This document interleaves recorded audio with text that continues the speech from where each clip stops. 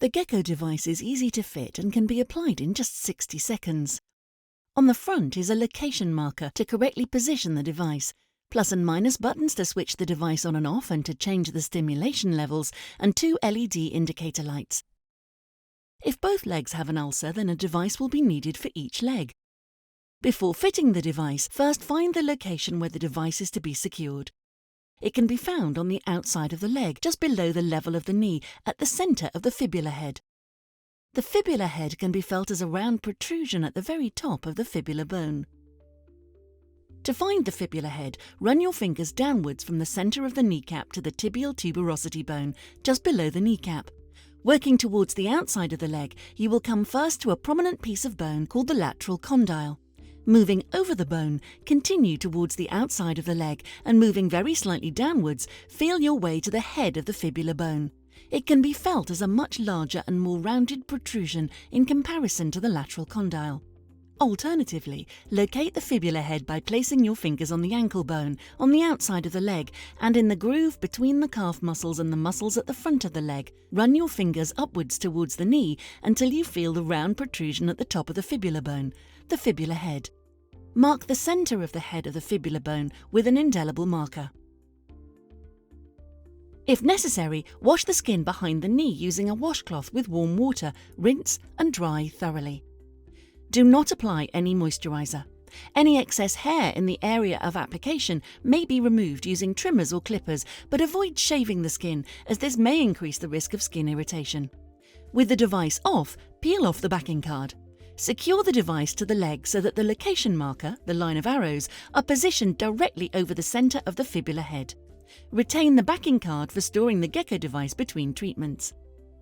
Correctly fitted, the blue branded short end of the device is positioned to the front of the knee, with the long end wrapped around to the rear of the leg, below the crease of the knee.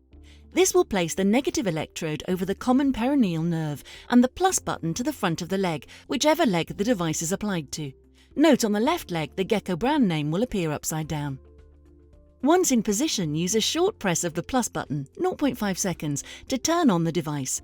The device will start once the button is released, and further short presses to set the appropriate level, reached when there is a visible movement of the muscles in the lower leg, moving the foot outwards and upwards. There are 10 stimulation levels in the geko device. The settings are indicated by the number of flashes in sequence from the LED lights while the device is in operation.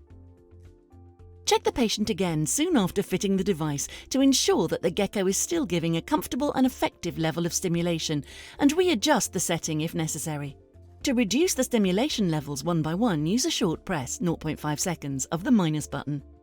To turn off the device or pause the treatment, hold the minus button down for 3 to 4 seconds.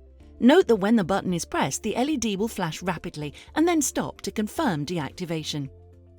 To remove the geko, slowly lift the long end of the device. Use one finger of the other hand to gently push the skin down, taking care to peel the adhesive gel off the skin along with the device. Lift the device progressively at a 30-degree angle from the leg. This will preserve the device and prevent damage to the skin. Save the backing card. The shiny side should be used for device storage between uses. If the primary fitting location does not produce movement of the muscles, stimulation may be achieved using the alternative locations. After preparing the skin, apply the device either slightly above or below the crease at the back of the knee, with the location marker aligned with the outer lateral collateral tendon. See gekodevices.com for further details. For additional security of position, use the hypoallergenic adhesive strips that can be fastened over the device. This will adhere best to clean, dry skin when gentle but firm finger or hand pressure is applied to the adhesive strip from the centre outwards. Never apply under tension, as this may induce blistering or skin tearing. This speckle spectroscopy clip of a peri-wound area shows microcirculatory blood flow at baseline and with the geko device switched on.